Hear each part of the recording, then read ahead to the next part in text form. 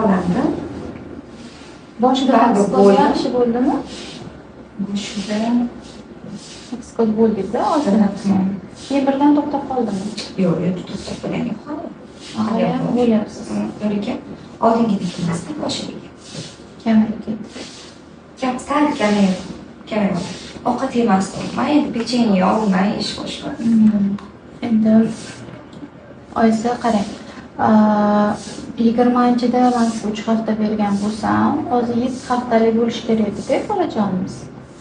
Plodnitsoyingiz, ya'ni tuxumni o'zi to'g'ri keladi 7 haftaga. Даже 7 hafta 2 kunga. Lekin ichida embrion yo'q. Bo'ladi. Ya'ni sizda anembrioniya degan holat. Bunda plodnitsa bo'ladi, o'sib kattalashaveradi o'zining so'roqi bilan, lekin ichida